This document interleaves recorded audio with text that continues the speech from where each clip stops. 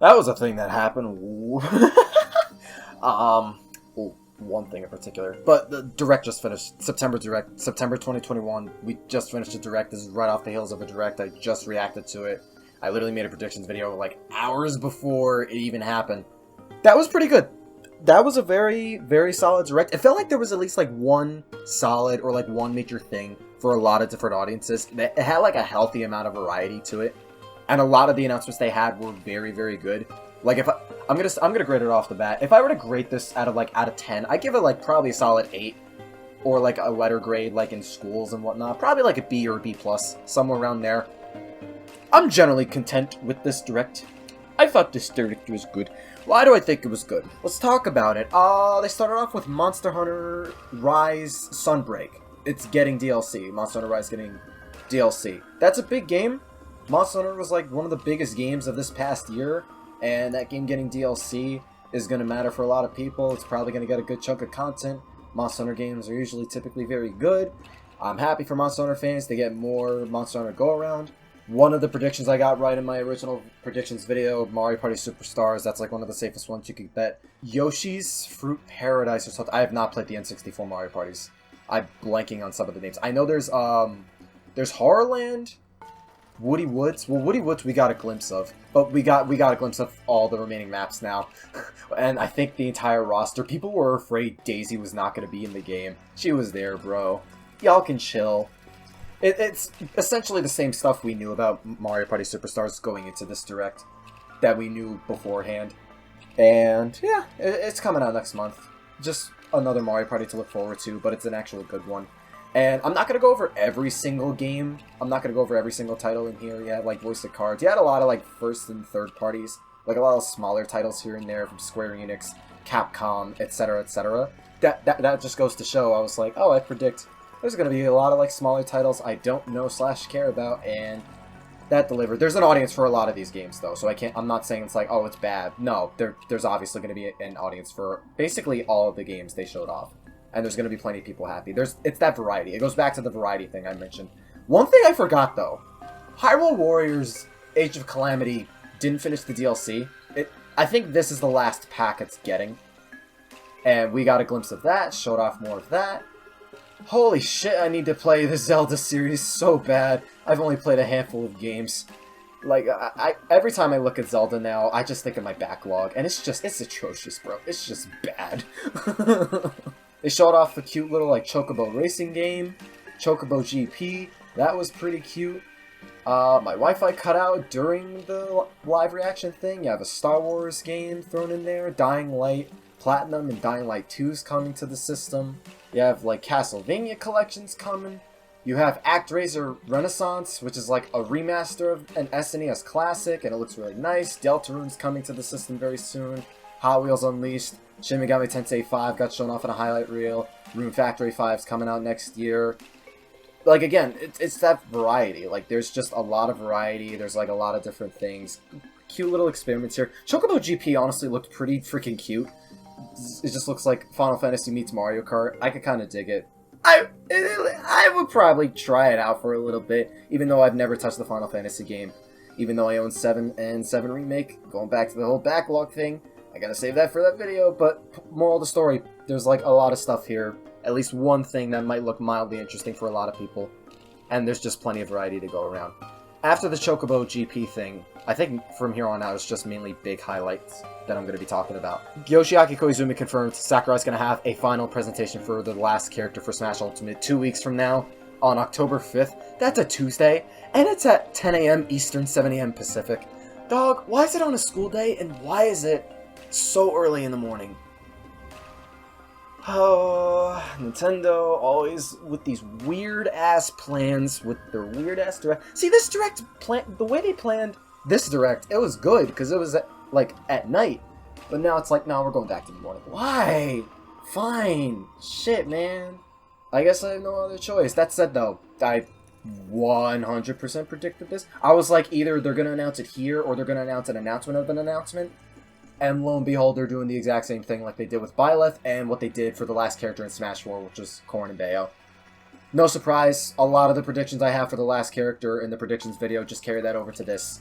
It's only 2 weeks until we see who that last character is, so it's not going to be that long. One of the big highlights for me, though, Kirby and the Forgotten Land. It's a new Kirby game, but it's a 3D Kirby game. It's a 3D Kirby game. Let me say that again. It's a 3D Kirby. It is a 3D open exploration Kirby game I want to play pretty bad. You see, I've not played that many Kirby games. Barely.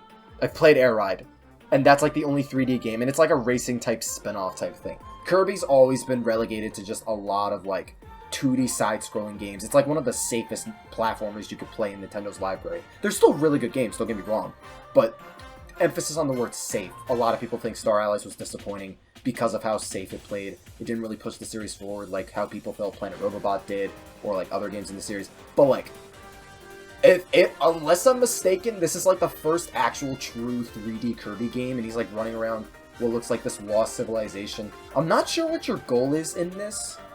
I don't know if they're gonna play some like Mario 64 or Odyssey type thing where you have to collect like not stars or moons, but something of an equivalent to Power Stars or Power Moons. Game looks like it's based off Star Allies graphics engine. I mean, it looks really nice. I think your goal is to rescue some of like Kirby's, because I see like there's like Waddle Dees in this cage. Maybe that's like the stars / your goal in this game, to save some like innocent civilians or like some of Kirby's friends along here. I'm not 100% sure. Take this from the guy who's literally only played Kirby Air Ride. I literally know nothing about this series. That said though, you put a character in a 3D environment similar to Mario 64, you're gonna catch my interest like 5 times better than you would a safe 2D platformer. Like, I love new 3D platforms. I love new 3D platformers. You guys know how much I adore 3D Mario. So me seeing Kirby in the 3D environment, that's really, really scratching my itch to really see what they have going for this one. I've always had an interest in Kirby, but like, I gel with 3D platformers a lot more. And it's only coming out in spring. I was iffy as to whether or not they were going to announce this Kirby game here, but I was like 100% sure they were going to reveal and release a new Kirby game for 2022, because the 30th anniversary for Kirby is next year. They're dropping it in spring. Very expected. That's like probably not that surprising. Spring 2022. It's at least fitting. And Animal Crossing's getting a Direct next month. They're releasing free content for the game. They're just adding more to it. I think this is good because I hear from a lot of different people who've played Animal Crossing alongside my friends who play Animal Crossing that like it felt like they were slowing down how much content they were adding to the game more and more with each update, and it wasn't adding a lot of longevity or active players within the user base, and people kind of just dropped New Horizons because of it. And now, the game, if it's getting a Direct, it has to be getting like a decent to like considerable chunk of content, I would imagine, to hold Animal Crossing fans over. So that's definitely big. That's probably like really good to consider. I'm always going to laugh at how I forget Mario Golf Super Rush. I mean, I made that prediction, so I got that right, but it's getting 2 new courses. Koopa Troopa and Ninja are playable. Ninja's a cool choice for a character. I really need to hold myself back with this whole backlog video, because I could make a huge-ass video regarding that. There's some other third parties and other smaller games I didn't mention. Again, I'm not going to go over everything. Dude, Project Triangle Strategy. Why is it called Triangle Strategy? That is a shitty name. I'm never going to let that go. I'm not letting that go. Game looks great. Game is godlike. Well, Octopath is godlike, but people weren't that big on Octopath Traveler's name. Triangle Strategy, I feel like it's like 5 times worse. It's not that big of a deal. It's super nitpicky, I know. But like, if you're gonna have such a good game, you gotta give it at least like some kind of a proper name, bro. Like a good identity. Metroid Dread got like another cute little trailer. You saw Samus in like another variation of both her old power suit and a mix of this new one. I like that it's kind of a mix of the two here and there. I kind of skipped some parts because my Wi-Fi cut out, and I don't want to look at too much of this game because I want to marathon the Metroid games. I bought all of them between 3DS, the Wii U eShop, and NES and SNES Classics, so I'm gonna prepare for that at some point in the future. I don't know when, but Metroid Dread, they've been marketing the hell out of this game. It's no surprise they wanted to give it another trailer very soon, hype up the game. It comes out in 2 weeks. This game better sell. It better sell. Really hope it sells, because it looks cool. It looks like it's going to be good for both Metroid fans and non-Metroid fans alike. Honestly, let me go back to my predictions really quickly. I feel like I did a good job with a lot of the predictions. Like, I at least got half of my predictions right, bro. So many of them. Because, like, one of the big ones, Nintendo Switch Online, we got in 64 support. I underplayed the hell out of how much we were getting, though. I'm shocked they're giving us like almost 10 games for us to play, and they're throwing in Sega Genesis games too, which apparently that was leaked. I had no idea that was leaked, but that felt like such a weird curveball to me. And what, they're starting out with like Star Fox 64, Mario 64, Mario Tennis, Mario Kart 64, Zelda Ocarina of Time, Yoshi Story, Dr. Mario 64. Like, they have a solid lineup at the start. Obviously, they need more and more games, and they said they're going to release more. And they're eventually going to release, like, other big N64 games. Paper Mario's among them. That's a highlight for me. Banjo-Kazooie's in there. I think that's a lot bigger than people should give it credit for. It's an N64 game, but, like, that series is owned by Microsoft. And, like, they're allowing that on Nintendo Switch now. We're getting Banjo-Kazooie on a Nintendo console again, which is kind of sick. There's also F-Zero X. Majora's Mask is going to come soon. I think Mario Golf was on there, too. Like, N64 games are coming. That's a good way to provide more incentive to your service. Sega Genesis games definitely helps. Weird Sonic 2's on there and not 1. Sonic 2 is probably more popular gameplay-wise, so I kind of get that. But I would imagine you would want to throw at least 1 or 3 on there. And you have other games, too. I saw a Castlevania game on there. Sega Genesis games and Nintendo 64 games are coming. That's pretty cool. It's coming later in late October. They said they're going to add an extra membership plan. They're definitely going to buff the price. I really hope they don't double it, because, like, it's good they're adding more incentive, because N64 games and Genesis games definitely add more value to this service, like a lot of us have been begging for like, literal years. These are still really old games, and it's still a subscription service that could potentially go away with all of these games just being erased off our systems. Don't jack up the price that hard, bro. I would at least hope it's just a $10 price increase. $20 is, I mean, the libraries for NES and SNES are huge, but so many people have access to a lot of those SNES and NES games on so many different consoles. Forget emulation. Like, I'm just slightly nervous on, like, the membership plan and the pricing. Yeah, Kirby 64 Crystal Shards. Then they're adding new controllers to this service, too. Like, they added NES and SNES style controllers. You'll have a Sega Genesis style controller. An N64 style controller for like $50. I'm not getting those.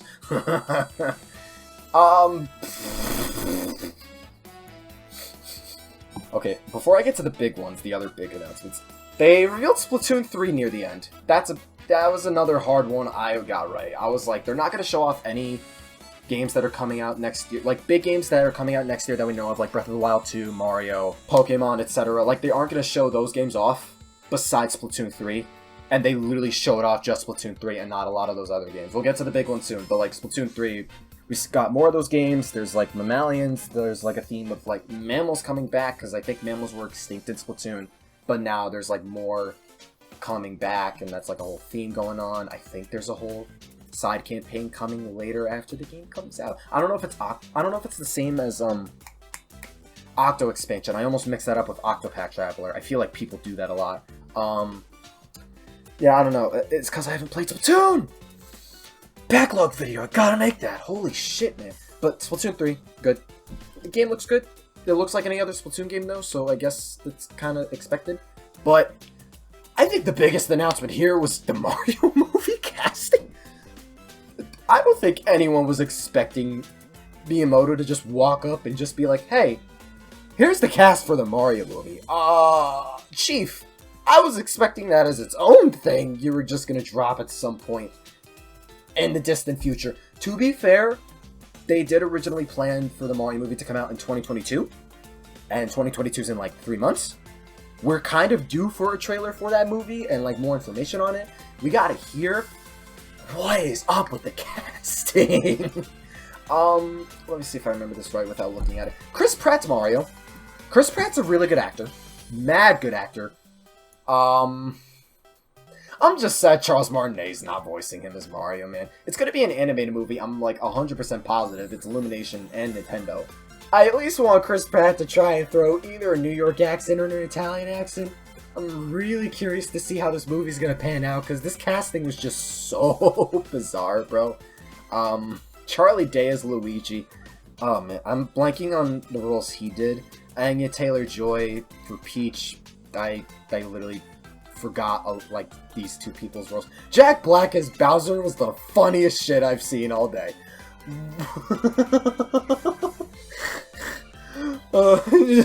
And then Mario and Bowser are fighting in his castle, and there's thunder and lightning, and then Bowser charges, and then he's like zooming across the entire battlefield, and then he whispers in Mario's ear, "Skadoosh," and then just kicks, drop kicks him. I'm so curious as to how this movie is gonna play out. Keegan-Michael Key is Toad. Frickin' Seth Rogen is gonna play Donkey Kong. And there's gonna be other characters too. Mike from, Spike from Wrecking Crew, and Kamek and Cranky Kong are gonna be in the movie.